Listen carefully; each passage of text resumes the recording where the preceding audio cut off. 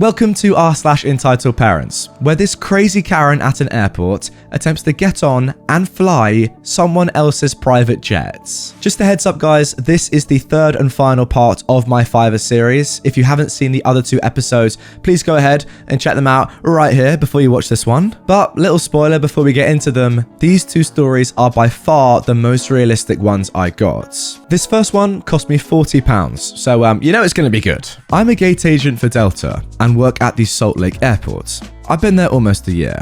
I just want to start off by saying that I absolutely love my job. I love watching the planes come in, helping people, and most of all, goofing off with my co-workers. Don't worry, we're all professionals and we take our jobs very seriously. You gotta make time for fun or the stress can get you though. But thankfully for me, I work with a great crew and it comes naturally. There's always issues that we run into every day, but this one will always stay with me. I started in September 2020 and was hired on to fill a spot for the new wing that had been completed that month, the first part in a large construction project to revitalise the airport. So I came in when things were slowly picking up after the height of the pandemic. Things have become busier since then, of course, which means there is more staff and help, but also more passengers and more multitasking. And long hours. It was a cold February morning when I arrived at work. Most of my co-workers would bring either coffee or hot chocolate with them, but not me because I'm kind of a miser. So I pushed through the cold like a beast. It was the first flight of the day and the start of my shift. I'd just finished running through the outbound flight on the computer, checking the boarding totals and making sure everything was set up for a smooth flight, and making adjustments as necessary. After that, I went to my gate and did the pre-inspection of the jet bridge and plane. Everything was in order and I went back behind my desk. I made my introductory greeting over the intercom and watched people start to trickle in. Some asked for help, which always happened. One kid couldn't find an electrical outlet to power his gaming laptop, while another woman asked if the flight was headed for Boston. No mom, this flight is for Denver. And I pointed at the large digital font above my head that read the flight number and Denver in obvious lettering. Her face contorted into a deep frown, and I asked to see her tickets before pointing her back the way she had come. I eventually saw a family come in. They were large and fussy. The mum reminded me of Roseanne from, well, Roseanne. The way she carried herself was loud, from her bright orange Bronco jacket to the way she disciplined her kids. At this point, I had her all figured out in my mind. And then it began. After they finally managed to settle into a comfortable spot together, which was difficult given the full waiting area, the mum stood up, we'll call her Roseanne from now on, and started walking towards the counter.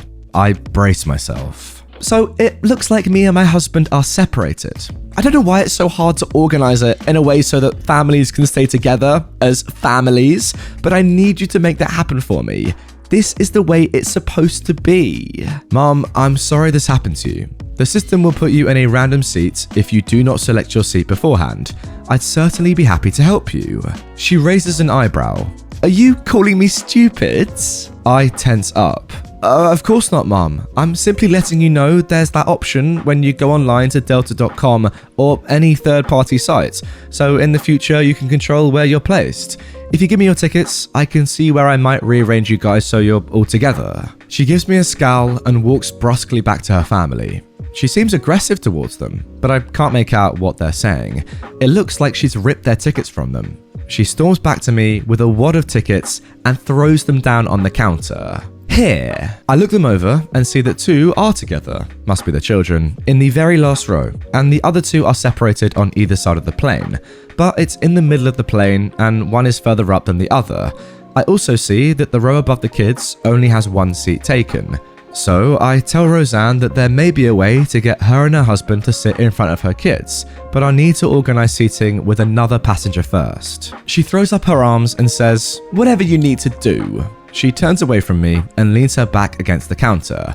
I wanted her so badly to just go and sit back down, but I knew if I said anything, that would have made things worse. I make the call for the passenger, we'll call her Sam, to approach the desk. I see a woman's head pop up and turn around, startled. She slowly gets up and walks towards the counter. She's an older woman, maybe 45 to 50. Her garments are stained. She looks hesitantly at the Roseanne who's still there. I inform Sam of Roseanne's wish and ask politely if she would be willing to move to another seat. Sam politely asks where'd she be moved to.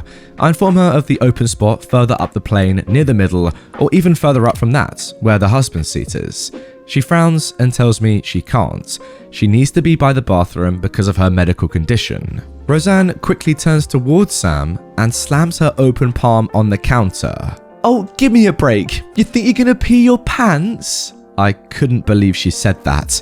She goes on, "What's a few more steps gonna cost you?" Sam backs away instinctually. Roseanne scoffs at her. "Oh, don't give me that sheepish BS. You're trying to play a victim so you can get what you want. I know your type, but guess what? I'm not falling for it. You would prevent me from sitting with my family just because you won't take not even 5 more steps to go to the bathroom?" She looks at me, wide-eyed with fury, wanting me to take her side. "Mom, you need to calm down. She has every right to maintain her seat. Now please leave the desk or I will call security." "F you!" She points at me, her saliva flinging from her mouth and hitting my face. She backs away with her arms in the air, shaking her head. Sam looks at me, her eyes wide, not believing either what had just transpired. "It seems that she has a medical condition as well," said Sam. The perfect comment. I laughed hard at this. Sam went back to her seat, and I was surprised to see Roseanne leaving with her family. Probably going to find a manager, I thought, laughing to myself. Time went by with no more sign or word from Roseanne and her family. It was time to board, and I called for the first group to come to the desk.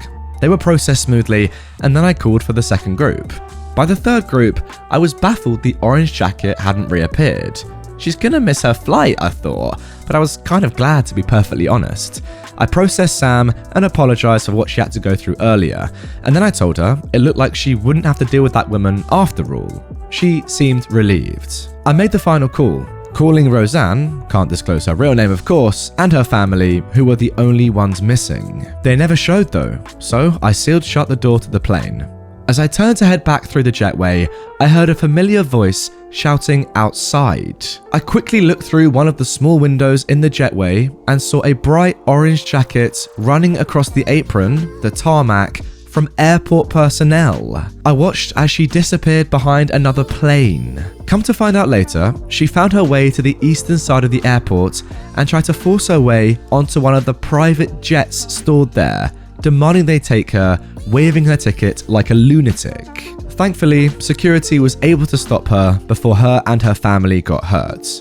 But what was she thinking? So there we go, that was Order 1, and I have to say, for a story that was made up, completely didn't happen, that was very realistic. If I saw that on Reddit, I would definitely have bought that. Guys, comment down below your thoughts on this story. Was it believable, and was it worth the £40 I paid for it? Let me know. Alright then, now moving on to my final order of this entire series. This one cost me £30, so a little bit cheaper than the first. But to be honest, I don't want to spoil it, but it probably is my favourite of all the stories I got back. My entitled mum locked me in my bedroom for the weekend. Alright, so this story is going to be relatively straightforward. Not exactly a lot of context to give outside of the story, but I'll at least paint you a picture as to what I'm dealing with. First things first, I'm from a trashy little small town in Italy. I'm not sure if it's like this everywhere in the country, but at least where I'm from, you can get into a lot of trouble if the cops find you with weed. You can get a prison sentence for up to 6 years, and that's only if you're caught smoking it. I know other places have it worse, but it still sucks. Most folks are just convinced that nothing good can come out of cannabis, saying that it's easily addictive, corrupts your brains, and basically any other stereotype you can think of. Needless to say, my mum, who is 58, is one of those people, and she's definitely the kind of person to call the police on some kids in the park she saw, who were smoking what, from a distance, looked like blunts. She never really instilled that same fear and aversion to drugs in me. It never really came up, honestly, unless there was something in the news about it. The laws are always changing, it seems, anyways. So, basically, last year, I'm 17, and my friends, who are 19, were hanging out over the summer. And one of my friends mentioned how he managed to find a supplier. It's not like it was his first time buying or trying weed, but it was the first time I remembered him talking about it with us. He showed us the new vape he got and the THC cartridges that came with it, and honestly, I wasn't overly interested. but he offered to let me and our other friend try it out if we wanted, and let us take it home, and he said that we could pay him back for the cartridges later. I don't think I really need to explain why we were hesitant of smoking anything out in public. Basically, I was the one to take the cartridge home first, and frankly, I was actually terrified. I felt like I was going to get stopped by someone or get caught with a random search or something. Even when I got home, I completely ignored my mum, who was watching TV at the time, and went straight upstairs to my room. I was paranoid that she would somehow know and couldn't stand to take my hands out of my pockets for more than a moment. So frankly, in retrospect, it's not exactly a surprise that she knew that something was up. I don't even know how long I'd been in my room before I heard my mum knocking on the door. Now, we don't have locks on the doors in my house, aside from the bathrooms, so of course, she just let herself in. Frankly, I'm even lucky that she gave me any warning to begin with, but it still didn't give me time to hide anything. And of course, being the dumb idiot that I was, I didn't realize just how prominent and obvious the scent of marijuana is. I swear to God, you could literally see my mother's face going red as soon as the door opened, and I just completely froze. I don't even really remember what exactly she said, word for word, but I was just sort of stuck there, listening to her over and over again, telling me how it's her house and how she was ashamed of me. If I was just trying to throw my education and everything away, and asking what I was even thinking bringing such a thing into her house. I was absolutely terrified and was convinced she was going to kick me out that night. I even started trying to crunch the numbers in my head if I could afford to stay in a hotel. However, eventually she says, "You know what? I can't deal with you right now. I just can't," and left and closed the door behind her. Honestly, I didn't even know what to do or even think at that point. I was absolutely petrified of what had happened and that I'd gotten caught. But on the other hand, I was just relieved nothing else had happened and that she'd left me alone. Frankly, I wasn't looking to leave my room and face my mum anytime soon, so I just stayed there, though I couldn't really stomach smoking anything else that night, and I ended up only getting a light buzz. I think it was around 2 in the morning when I decided to finally get up. I heard my mum's bedroom door close a while ago, and I figured that she was asleep, and that it would be safe to go downstairs and grab a snack. But when I tried to push open my door, it just felt stuck. Again, we don't really have locks on our doors, but it wasn't exactly new for my door to get stuck on the door frame. Usually it just takes some wiggling or even a rough shove to get it open, but nothing seemed to happen. Granted, I wasn't about to ram my door and risk waking my mum, but even then, I'm not sure it would make much of a difference. The door didn't really seem to be caught on the door frame, as I could still open it a few inches, but then it wouldn't open the rest of the way. I figured nothing of it at first, and I was too tired anyway, so I just decided to go to bed, figuring I could ask my mum to try opening it from her end, or if worse comes to worse, just call a repair guy to take the door off its hinges. However, when the next day came, I think I woke up around noon, I tried the door, and again, I could only open it by maybe an inch or more, not even enough to get my hand through. I called for my mum, but I didn't get an answer. I'm pretty sure I could hear the TV on downstairs, but I'm honestly not too sure, and sometimes we did just leave it on. I tried banging on the wall connecting our rooms in case she was asleep, as I was getting really fed up at this point. Again though, no answer, so I resorted to trying to ram the door with my shoulder, but really all I got out of it were a few bruises and maybe another half inch between the door. By now, I was beginning to think that something was up, since this hadn't happened before and it didn't seem like the door was stuck on itself. Luckily, I did have a few spare empty bottles in my room that I could use when I had to go to the washroom, but it really didn't seem like I was getting out anytime soon. Especially since I didn't have a cell phone at the time to call my friends, and my laptop battery had been completely drained the night before, and me and my mum usually just share the same computer charger downstairs. Eventually, I heard the front door open and close, and I assumed that she'd come back from work or shopping or something, and tried calling out to her again, but to no avail. At this point, I was starting to get really worried, and I began wondering if my mum had done something, but I wasn't exactly sure until Monday morning rolled around. By this point, I haven't had really any access to food or water except for any snacks I kept in my room, and it wasn't like I had an ensuite bathroom or something to use. So, needless to say, when I found the door open, I barely spared a moment to wake up properly before sprinting out of there. I was able to squeeze through the opening and found that one of our dining room chairs had been placed in front of my door, stuck against the railing on the opposite side of my room, and prevented my door from opening any further. I was just so confused and shocked, to say the least. I felt kind of disoriented really, but I somehow managed to get downstairs and find my mum watching TV with a cigarette in her hands. I didn't even have to say anything before she said, "I hope you learned your lesson," without removing her eyes from the TV, which basically cemented the fact that she had blocked my door on purpose.